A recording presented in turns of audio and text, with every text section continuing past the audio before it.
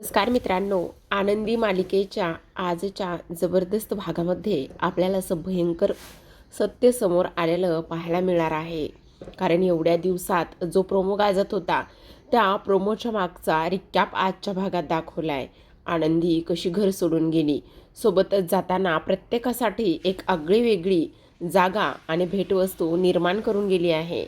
एवढंच नाही तर जेव्हा आनंदी घराबाहेर पडते तेव्हा इथे मुली म्हणजेच आरती आणि अर्ची ह्या दोघी जणी युगंधरकडे हट्ट करू लागतात की आपल्या ताईला शोधा. या जगामध्ये फक्त तुम्हीच आहात जे आमच्या आनंदी दिदीला सोडून आणू शकता. पण तेव्हा युगंधरने स्पष्ट नकार दिलाय तिला शोधण्यासाठी. आणि त्यानंतर मात्र इथे आनंदीचा अपघात झाल्याचं भयंकर सत्य, भयंकर इथे एक गोष्ट सर्वांसमोर आलेली असते. मग आता नेमका अपघात कसा झालाय, त्याचबरोबर ह्या सगळ्या गोष्टी नेमक्या का आणि कशा घडल्यात हेच आपल्याला या आजच्या भागात पाहायचं आहे. त्यामुळे हा व्हिडिओ शेवटपर्यंत नक्कीच पहा. तर आता प्रेक्षकांनो, इथे मालिकेच्या सुरुवातीला आपण पाहतो जे वकील आलेले असतात त्या वकिलांनी इथे आता ह्या पृथ्वीला चांगलंच कोंडीत पकडलेलं असतं. कारण हा पृथ्वी मात्र इथे ज्या रेडीमेड साड्यांचे ऑर्डर्स किंवा निंबाळकरांच्या फॅक्टरीसोबत केलेलं डील हे विसरून तो आता ते बंद करू पाहत होता. आणि त्यामुळे मात्र इथे आता युगंधर वकिलाला घेऊन आलेला असतो. आणि वकिलाला घेऊन आल्यानंतर त्याला सरळ सरळ नोटीस पाठवण्यात आलेली असते. मग आता हा पृथ्वी चिडतो. तो म्हणत असतो, खरं तर ह्या जगात पहिलाच असा बाप असेल जो इथे मुलासमोर हा अशा पद्धतीची नोटीस आणि ह्या सगळ्या गोष्टी घेऊन आलेला असेल. खरं तर मला ना ह्या सगळ्या गोष्टींचा थोडासा विचारच करावासा वाटतोय की तुम्ही एवढ्या खालच्या थराला जाऊन कसे काय वागू शकता आणि काय करू शकता. मला तर इथे तुमच्या ह्या वागण्याबद्दल आता प्रश्नच निर्माण व्हायला लागलेला आहे की एक बाप आपल्या मुलाच्या विरोधात जाऊन असा नोटीस वगैरे कसा काय पाठवू शकतो, हेच मला कळत नाही. पण युगंधर निंबाळकर, तुम्ही एक गोष्ट लक्षात घ्या. मी आत्ता तुमच्यासोबत, तुमच्या कंपनीसोबत जी ऑर्डर घेतली होती ती ऑर्डर पूर्ण करून मी इथे नंतर तुमच्यासोबतचे सगळे काही डील आणि ते सगळं इथे बंद करणार होतो. मला तुमच्या कंपनीसोबत कसलंही काम करण्यामध्ये इंटरेस्ट नव्हता, असं तो स्पष्टपणे बोलत असतो. त्यानंतर शिल्पा म्हणू लागते, अरे काय केलेस तू ही युगंधर, वेडायस का? अशा पद्धतीने तू कसा काय वागू शकतोस? हे बघ, हे फार जास्त चुकीचं आहे. त्याचबरोबर आपल्याच मुलाच्या विरोधामध्ये जाऊन कोण आपल्या मुलाला इकडे ह्या पद्धतीने, कोण अशा पद्धतीने नोटीस पाठवू शकतो हेच मला काही कळत नाही, असं स्पष्ट शब्दामध्ये आता इकडे तो बोलत असतो. तेव्हा मात्र ह्या सगळ्या गोष्टीवर हा विद्याधर चोंबडेपणा करतो आणि म्हणत असतो, बघितलं का, बघितलं दुनिया कशी आहे, दुनिया कुठंपर्यंत चालली, ह्या सगळ्या गोष्टी एकदा कुणी पाहतंय का? कारण हा निंबाळकर जो युगंधर जो आहे ना, तो युगंधर मात्र आता सख्या पोटच्या पोराला सुद्धा अशा पद्धतीने बोलतोय आणि अशा पद्धतीने ह्या सगळ्या गोष्टी करायला लावतोय ना, हे मात्र खूपच जास्त चुकीचं आहे, असं सुद्धा तो बोलत असतो. इथे फक्त दाखवत होता की ह्याचं किती प्रेम आहे त्यांच्या मुलावरती, पण तसं मात्र अजिबातच नाही. याचं प्रेम कसलं आहे बघितलं का, हा तर किती आतल्या गाठीचा निघाला आहे, असं आता इकडे तो बोलत असतो. आणि त्यानंतर मात्र इथे आता, काय रे पृथ्वी, तुझ्या लक्षात येतंय का, बघितलंस का, उघडले का तुझे डोळे? अरे तुझा हा बाप आहे का, कोण आहे? अशा पद्धतीचा बाप कसं काय असू शकतो? आणि हा बाप मात्र इथे अशा पद्धतीने हे सगळं काही कसं काय करू शकतो, तेच मला काय बी कळत नाही, असं सुद्धा आता इकडे तो बोलू लागलेला असतो. मग आता हे सर्व काही बोलल्यानंतर इथे मात्र युगंधर हसायला लागलेला असतो. आणि युगंधर हसायला लागल्यानंतर आता इकडे पृथ्वी म्हणत असतो, खरं तर इथे ना मी माझं जे काही काम आहे किंवा मी आता माझ्या रेडीमेड साड्यांचं जो काही क्लॉज आहे तो तुमच्याकडून काढून मी आता दुसऱ्या कंपनीसोबत इथे काम करणार आहे, असं स्पष्टपणे आता इकडे तो बोलत असतो.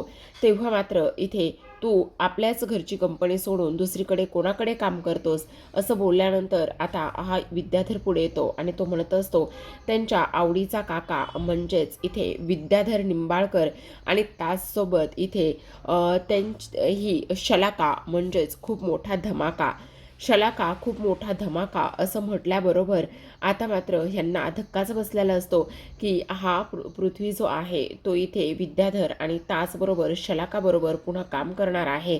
मग आता वकील म्हणतात, सॉरी पृथ्वी सर, आत्ता मी तुम्हाला जी नोटीस दिलेली आहे ती नोटीस तुम्ही एकदा नीट वाचा.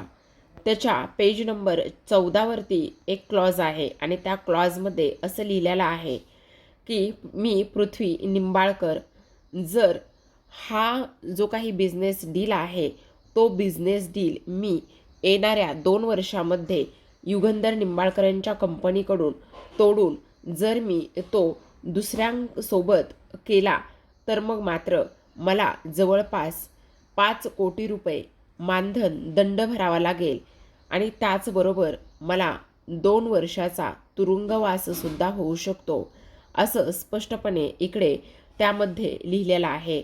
आता हे सगळं काही इथे समोर आल्यानंतर इथे पृथ्वीला तर खूप मोठा धक्का बसतो की इथे युगंधरने या पद्धतीची नोटीस आणि या पद्धतीचा क्लॉज काढला आहे आणि त्यानंतर मात्र आता काही जरी झालं तरीसुद्धा इथे हे सगळं असं कसं काय होऊ शकतं ही गोष्ट मात्र आता कोणालाही समजत नसते.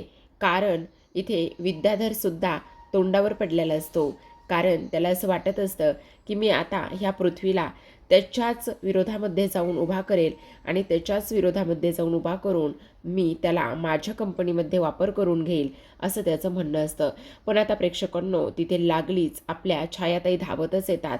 जेव्हा छायाताई धावतच येतात तेव्हा त्या म्हणत असतात, खूप मोठा मालक साहेब, खूप मोठा गोंधळ झाला आहे असं म्हटल्याबरोबर आता मात्र शिल्पा तिच्यावर ओरडते आणि म्हणत असते, मूर्ख आहेस का, डोक्यावर पडली आहेस का, अशी काय ओरडतच आणि धावतच आलीस, तुझी हिंमत कशी झाली अशी ओरडत आणि धावत येण्याची, तुझं काय चाललेलं आहे.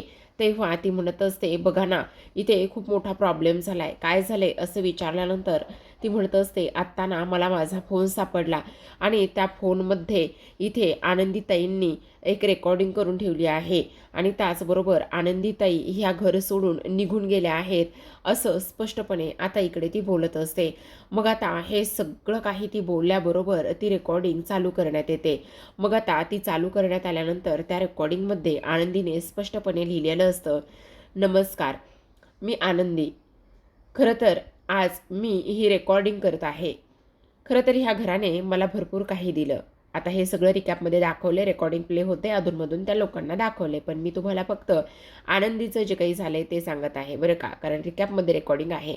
आता आनंदी ही सुरुवातीला किचनमध्ये असते.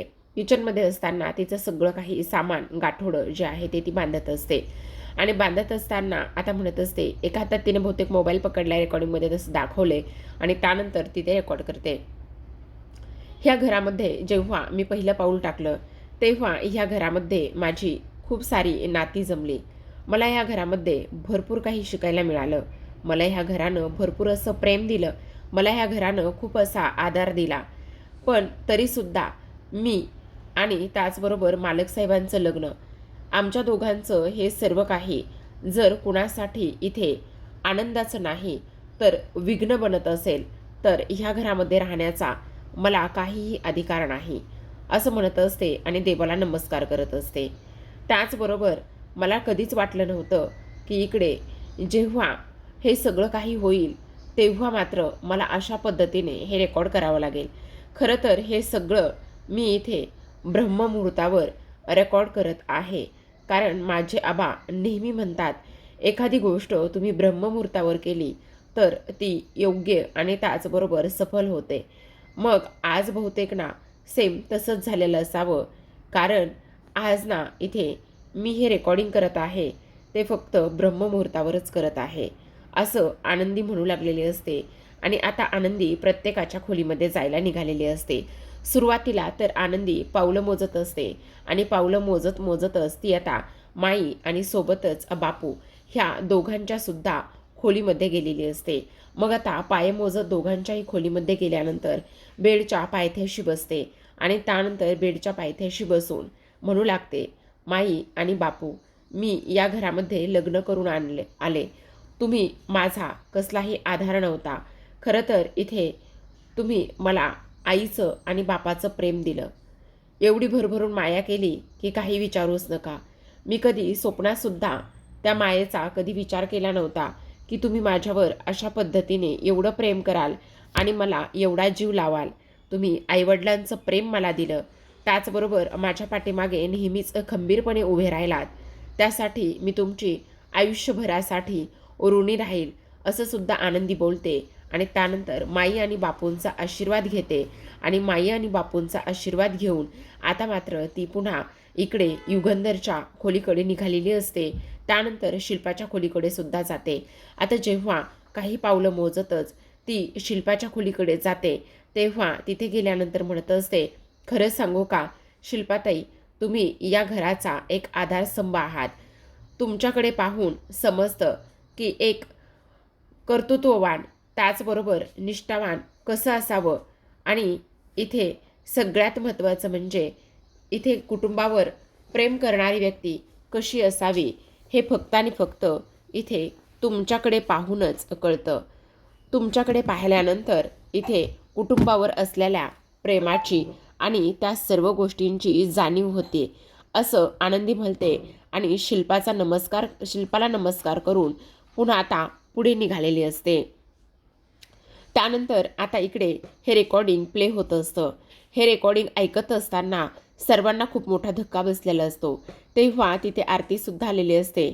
आरती म्हणत असते, माझ्या बहिणीबद्दल काही कळलं का? माझी बहीण इथे भेटली का? तेव्हा मात्र इथे आता साधनाताई म्हणत असतात, हे बघा ना, आनंदीताईनं रेकॉर्डिंग करून ठेवलं आहे. आनंदीताई आत्ता ह्या घरामध्ये नाही आहेत. आनंदीताई हे घर सोडून कायमच्या निघून गेले आहेत, असं सांगण्यात येतं. मग आता हे सगळं काही सांगितल्यानंतर आता मात्र इकडे आरतीसुद्धा ते सगळं रेकॉर्डिंग वगैरे त्या सगळ्या गोष्टी ऐकू लागलेली असते.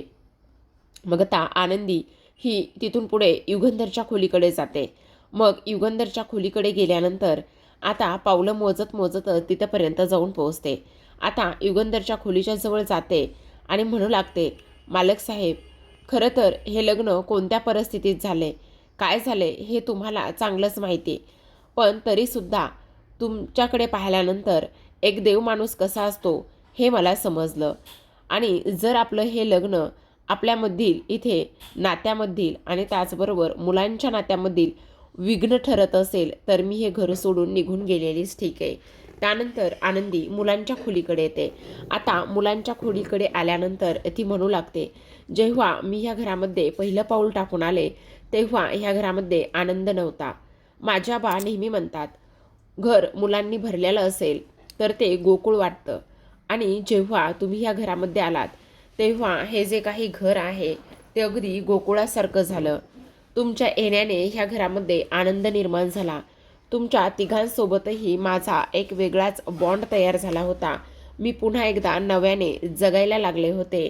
मुलांना पाहून मला खूप छान वाटायचं, मला माझं बालपण आठवायचं आणि मुलंसुद्धा खूप छान आणि प्रेमळ होती, असं आनंदी म्हणू लागते.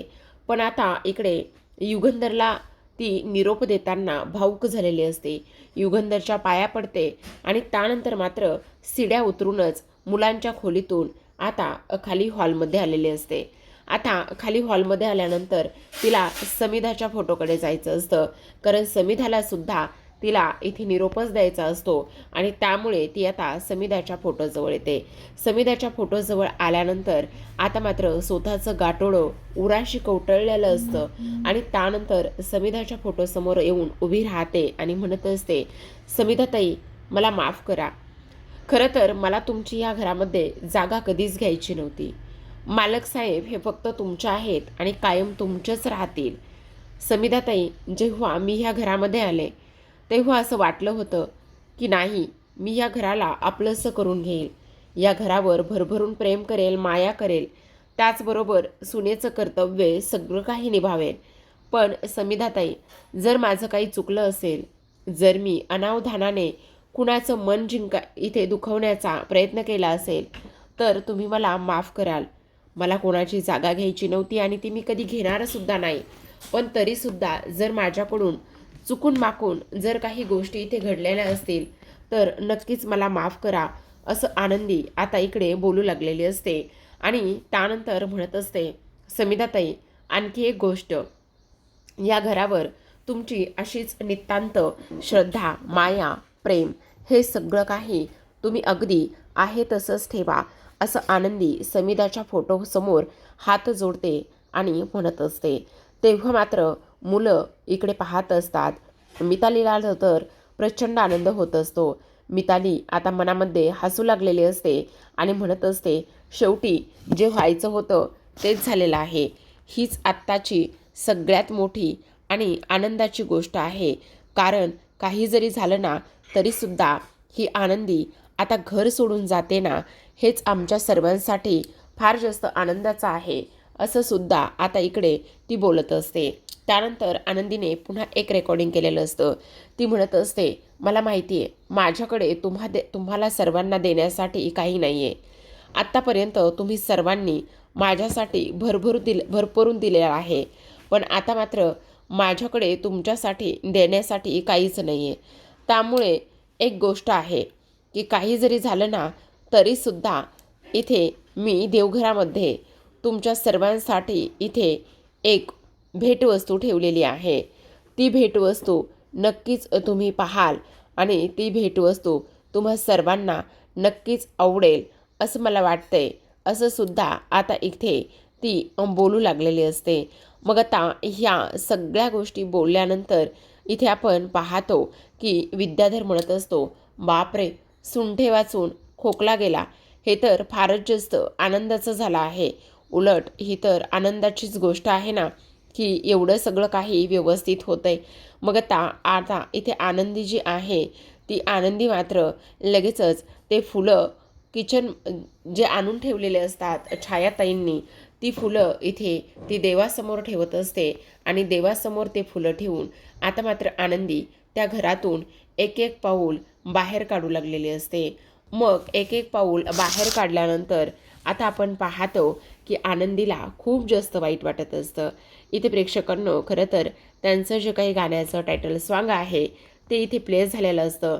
बराच वेळ आनंदीची जर्नी आणि ह्या सगळ्या गोष्टी इथे बराच वेळ प्ले होत असतात आणि हे सगळं काही होत असताना आनंदी मात्र त्या घरातून आता एक एक करून पाऊल आता इथे बाहेर टाकू लागलेले असते.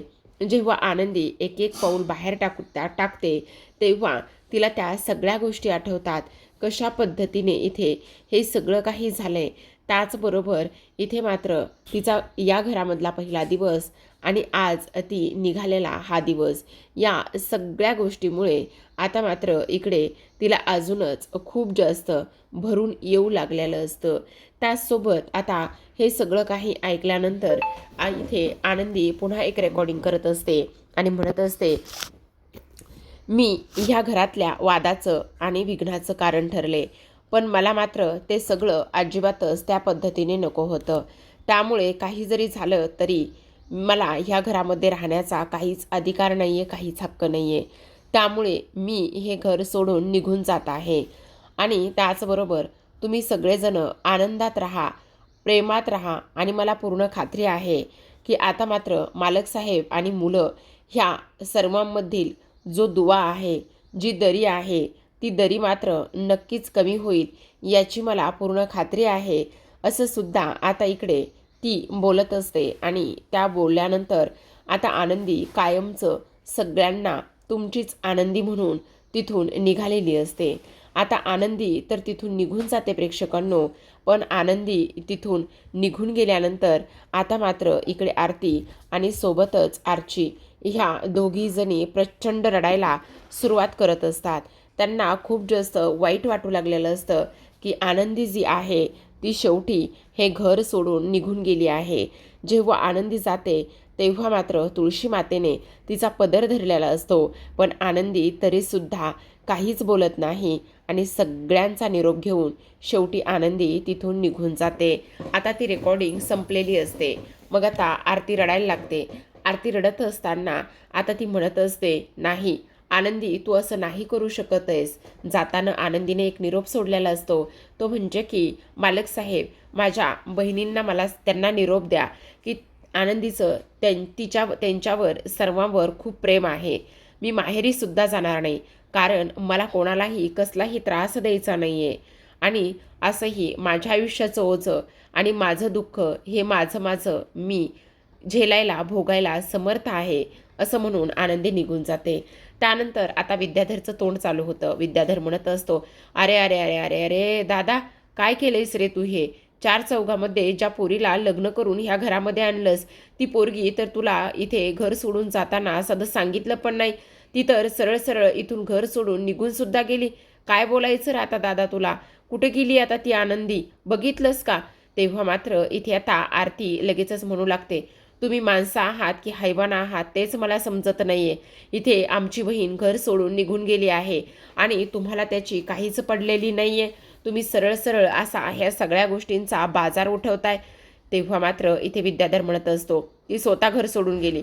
तिला काही कुणी जायला सांगितलंय का? बघितलंच ना आत्ता त्या रेकॉर्डिंगमध्ये ती काय बोलत होती ते. तेव्हा आरती ही युगंधर समोर हात जोडते आणि म्हणत असते, मालक साहेब, आमच्या बहिणीला इथे शोधायला आमच्याबरोबर चला. कारण आमची बहीण जी आहे ना ती खूप जास्त भाबडी आहे. तिला नाही हो ह्या सगळ्या समाजाची जाणीव. खूप अल्लड आहे हो ती खूप निरागस आहे हो. ती लहान आहे हो आणखी. प्लीज तिला शोधायला आमच्याबरोबर चला. इथे आरचीसुद्धा म्हणत असते, मालक साहेब तुम्ही याल ना? मालक साहेब तुम्ही याल ना? हे बघा, सगळ्यात जास्त तुमच्यावर तिचा विश्वास आहे आणि आम्हाला पूर्ण खात्री आहे की तुम्ही नक्कीच आनंदीला शोधण्यासाठी तुम्ही आमच्याबरोबर याल. तेव्हा मात्र आता युगंधर ओरडतो आणि म्हणत असतो, अजिबात नाही, हात सोड माझा. मी तिला शोधायला कुठेही येणार नाहीये. कारण ती स्वतः घर सोडून गेली. त्याचबरोबर इथे मी तिला स्पष्टपणे सांगितलं होतं की मुलांमध्ये आणि माझ्यामध्ये पडण्याचा तू हा जो काही प्रयत्न केलायस तो अजिबातच प्रयत्न करू नको. मी तिला अगोदरच बजावलं होतं, पण तिने अजिबात तसं ऐकलं नाही. ती घर सोडून गेली ना, त्यामुळे तिच्या जाण्याने ह्या युगंधर निंबाळकरला काहीही फरक पडत नाही असं स्पष्टपणे आता इकडे युगंधर म्हणत असतो. जेव्हा युगंधर ह्या सगळ्या गोष्टी बोलतो तेव्हा मिताली आणि प्रांजलला हसायला आलेलं असतं आणि जेव्हा तो हसत असतो त्यावेळेला मात्र पृथ्वीला अजूनच धक्का सुद्धा इथे बसलेला असतो. तर आता प्रेक्षकांनो, आजच्या भागामध्ये एवढंच. उद्याचा भाग पाहायचा असेल तर नक्की चॅनलला सबस्क्राईब करा. कारण उद्याच्या भागामध्ये इथे आता आरती आणि आर्ची ह्या दोघी जणी इथे आनंदीला शोधण्यासाठी प्रयत्न करत असतात. मग त्याच गावामध्ये शेजारीच राहणारा मुलगा म्हणजेच पिंट्या त्याला फोन करतात आणि त्याला विचारत असतात की आनंदी तुझ्याकडे आली का म्हणून. तेव्हा तो म्हणत असतो, नाही आनंदी माझ्याकडे नाही आलेली. मग तेवढ्यातच तिथे आजूबाजूला काही माणसं ओरडण्याचा आवाज येऊ लागतो. मग आता इकडे आरती म्हणत असते, कसला गोंधळ आहे? तो सुद्धा विचारतो की काय झालेला आहे. मग तेव्हा समजतं की इथे एका आंधळ्या मुलीचा अपघात झाला आहे आणि तिथे ती पडली आहे. तिला एका ट्रकने उडवलं आहे. तिला दिसत नव्हतं, ती आंधळी होती असा एक माणूस पिंट्याला सांगतो आणि पिंट्या हा फोनवर बोलत असताना तसाच फोन चालू असतो आणि तेव्हा मात्र ते सगळं आरती आणि आर्ची ह्या दोघींनी सुद्धा ऐकलेलं असतं. जेव्हा त्या गोष्टी ह्या दोघी जणी ऐकतात तेव्हा मात्र इथे आता त्यांना धक्काच बसतो की हे सगळं काय झाले म्हणून. आता आर्ची आणि आरती ह्या दोघी जणी धावतच माई आणि बापूकडे जातात. तिथे गेल्याबरोबर इथे त्या सांगत असतात की आनंदीचा अपघात झालाय. मग बापू बोलत असतात, पिंट्या काय झालेलं आहे हे बघ, ताबडतोब आनंदीकडे जा आणि तिला ताबडतोब हॉस्पिटलमध्ये घेऊन जा. आम्ही सुद्धा ताबडतोब तिथे पोहोचतो. आनंदीला काही होता कामा नये. पिंट्या तू ताबडतोब तिथे जा असं बापू स्पष्टपणे सांगतात आणि त्याचबरोबर आम्हाला तिथे जाऊन व्हिडिओ कॉल कर, ती आनंदीच आहे का ते बघू द्या आम्हाला. मग आता इकडे पिंट्या इथे आरतीच्या मोबाईलवर व्हिडिओ कॉल करतो आणि तिच्या मोबाईलवर व्हिडिओ कॉल केल्यानंतर स्पष्टपणे दिसतं की जिचा अपघात झाला आहे ती व्यक्ती दुसरी तिसरी कोणी नाही तर ती आनंदीच आहे. कारण तिच्या चेहऱ्यावर आता इकडे रुमाल टाकलेला असतो आणि चेहऱ्यावर रुमाल टाकल्यानंतर आता मात्र इकडे आनंदीचा अपघात झाल्याची ही खबर समजतात आरती आणि आर्ची ह्या दोघी जणी कोसळलेल्या असतात. मग युगंधर आलेला असतो. माई आणि बापू तो व्हिडिओ कॉल, तो फोटो आणि तो व्हिडिओ इथे युगंधरला दाखवतात आणि आनंदीचा अपघात झाल्याचं सत्य आता युगंधरला सांगत असतात. तर आता प्रेक्षकांनो, नेमकं सत्य काय असेल? युगंधर आता आनंदीकडे धावतच जाईल का आणि तिचा जीव वाचवेल का? किंवा मुलंसुद्धा, पृथ्वीसुद्धा आता आनंदीला माफ करून पुन्हा घरामध्ये घेतील का? हे पाहणं फार इंटरेस्टिंग आहे. तर पाहत राहा आनंदी. भेटूया उद्याच्या भागात. तोपर्यंत धन्यवाद.